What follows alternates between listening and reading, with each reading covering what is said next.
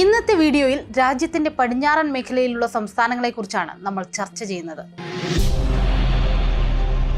ഇന്ത്യയുടെ പടിഞ്ഞാറൻ മേഖലയിലെ സംസ്ഥാനങ്ങളായ മഹാരാഷ്ട്ര, ഗുജറാത്ത്, ഗോവ എന്നിവിടങ്ങളിലെ രാഷ്ട്രീയ സാഹചര്യങ്ങളും ലോക്സഭാ തിരഞ്ഞെടുപ്പിൽ ഏത് മുന്നണിക്കാണ് വിജയം ലഭിക്കുന്നതെന്നൊക്കെ നമ്മൾ ഈ വീഡിയോയിൽ പരിശോധിക്കുന്നു. ഉത്തർപ്രദേശ് കഴിഞ്ഞാൽ ഏറ്റവും കൂടുതൽ അംഗങ്ങളെ ലോക്സഭയിലേക്ക് അയക്കുന്ന സംസ്ഥാനമാണ് മഹാരാഷ്ട്ര. 2019 അവിഭക്ത ശിവസേനയുമായി കൂട്ടുചേർന്ന് മത്സരിച്ച BJP 48-ൽ 41 സീറ്റാണ് ഇവിടെ നേടിയത്. BJPക്ക് അന്ന് 23 സീറ്റും ശിവസേനയ്ക്ക് 18 സീറ്റുമാണ് ലഭിച്ചത്. എന്നാൽ അതേ വർഷം ഒക്ടോബറിൽ നടന്ന മഹാരാഷ്ട്ര അസംബ്ലി തിരഞ്ഞെടുപ്പിന് ശേഷം മുഖ്യമന്ത്രി സ്ഥാനത്തെ ചൊല്ലി ശിവസേന BJP സഖ്യം വേർപിരിഞ്ഞു. ഉദ്ധവ് താക്കറെയുടെ നേതൃത്വത്തിൽ കോൺഗ്രസിന്റെയും NCPയുടെയും സഹായത്തോടുകൂടി പുതിയ മന്ത്രിസഭ മഹാവികാസ് അഘാഡി എന്ന പേരിൽ രൂപം കൊണ്ടു. ഈ തിരിച്ചടിയെ BJP നേരിട്ടത് ഭിന്നിപ്പിച്ച് ഭരിക്കുക എന്ന ബ്രിട്ടീഷ് ഭരണകാലത്തെ തന്ത്രം ഉപയോഗിച്ചാണ്. ശിവസേനയെ പിളർത്തി ഏകനാഥ് ഷിൻഡെയെ മുഖ്യമന്ത്രിയാക്കി BJP മന്ത്രിസഭയുണ്ടാക്കി. കഴിഞ്ഞ കൊല്ലം ഇന്ത്യ സഖ്യത്തിന്റെ ആദ്യ യോഗം പാട്നയിൽ നടന്നതിനു ശേഷം അജിത് പവാറിന്റെ നേതൃത്വത്തിലുള്ള NCPയിലെ ഒരു പക്ഷത്തിനെ കൂടി ഈ മന്ത്രിസഭയിലേക്ക് BJP കൂട്ടിച്ചേർത്തു. ഷിൻഡെ വിഭാഗത്തിന്റെ 16 അംഗങ്ങൾക്കെതിരെ കൂറുമാറ്റ നിയമപ്രകാരം നടപടി വരുമെന്ന് പേടിച്ചാണ് ഇത്തരത്തിൽ BJP NCPയെയും പിളർത്തിയത്.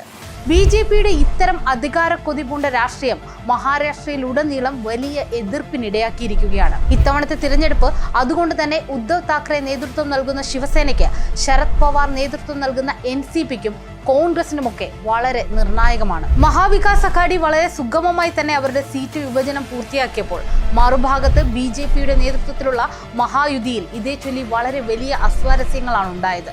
അഘാഡി ധാരണ പ്രകാരം ശിവസേന 21 സീറ്റിലും കോൺഗ്രസ് 17 സീറ്റിലും ശരത് പവാർ വിഭാഗം 10 സീറ്റിലും മത്സരിച്ചു. മറുപക്ഷത്ത് BJP 28 സീറ്റിലും ഏകനാഥ് ഷിൻഡെ വിഭാഗം 15 സീറ്റിലും അജിത് പവാർ പക്ഷം 4 സീറ്റിലും രാഷ്ട്രീയ സമാജ് പക്ഷ 1 സീറ്റിലും മത്സരിക്കുന്നു. ബാൽ താക്കറെയുടെ നേതൃത്വത്തിൽ ശിവസേന രൂപീകരിച്ചതിന് ശേഷം ആ പാർട്ടി BJPയേക്കാൾ ഏറെ തീവ്ര ഹിന്ദുത്വ നിലപാടാണ് സ്വീകരിച്ചിരുന്നത്. എന്നാൽ ഈ തിരഞ്ഞെടുപ്പിൽ ഉദ്ധവ് താക്കറെയും മഹാവികാസ് അഘാഡിയും മറാത്തി മാനൂസിനു വേണ്ടി ഒരു മൃദു ഹിന്ദുത്വ മതേതര നിലപാടാണ് സ്വീകരിച്ചത്.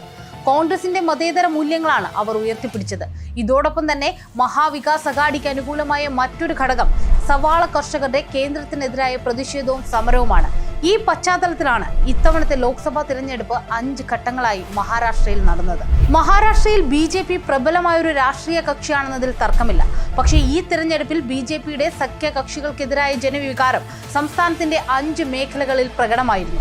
മറാത്ത്വാഡ, വിദർഭ, വടക്കൻ മഹാരാഷ്ട്ര, പടിഞ്ഞാറൻ മഹാരാഷ്ട്ര, മുംബൈ എന്നിവിടങ്ങളിലടക്കം ജനരോഷം ഉയർന്നിരുന്നത് ഇതിനൊരു തെളിവാണ്. ഇത് NDA സംബന്ധിച്ചിടത്തോളം വലിയൊരു തിരിച്ചടിക്ക് വഴിയൊരുക്കിയിരിക്കുകയാണ്. ഈ സാഹചര്യങ്ങൾ പരിഗണിക്കുമ്പോൾ ഗ്രൗണ്ട് സീറോ ജനവിധി 2024 തിരഞ്ഞെടുപ്പ് ഫലം ഇങ്ങനെയാകുമെന്ന നിഗമനത്തിലാണ് എത്തുന്നത്.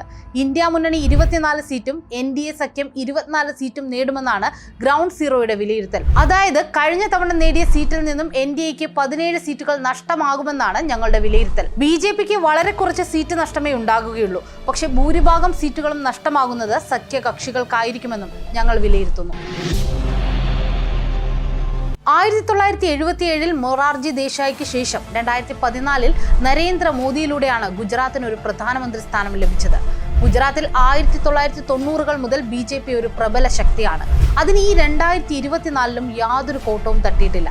2014ലും 2019ലും BJP ഗുജറാത്തിലെ മുഴുവൻ സീറ്റും, അതായത് 26 സീറ്റുകളും തൂത്തുവാരി. BJPയുടെ തലപ്പത്ത് വാജ്പേയി, അദ്വാനി തുടങ്ങിയ നേതാക്കളായിരുന്ന സമയത്ത് ഗുജറാത്തിൽ BJP മറ്റ് എതിർകക്ഷികളോട് പോരാടിയാണ് മുന്നേറിയിരുന്നത്.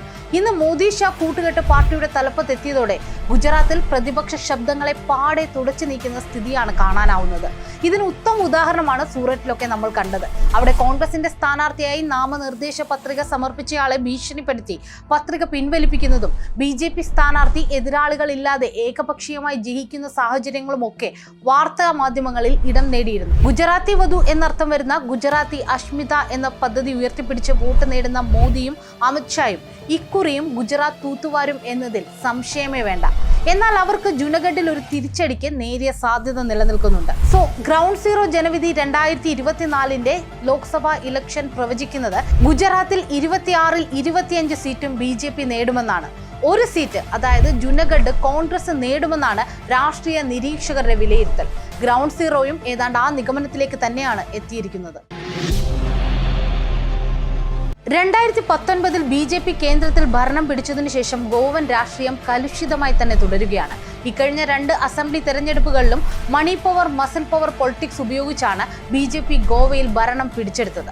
2019 ഗോവയിൽ 1 സീറ്റ് BJPയും 1 സീറ്റ് കോൺഗ്രസുമാണ് നേടിയത്. 2024 ഇതേ സീറ്റ് നില തുടരുമെന്നാണ് ഗ്രൗണ്ട് സീറോ ജനവിധി 2024 വിലയിരുത്തൽ.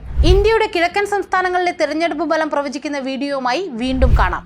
ഞങ്ങളുടെ ചാനൽ ഒന്ന് സബ്സ്ക്രൈബ് ചെയ്യുക. ഒപ്പം ബെൽ ബട്ടണിലെ ഓൾ ഓപ്ഷൻ ക്ലിക്ക് ചെയ്യാൻ മറക്കരുത്. എന്നാലേ എല്ലാ വീഡിയോയും മിസ്സാകാതെ നിങ്ങൾക്ക് മുന്നിലെത്തും.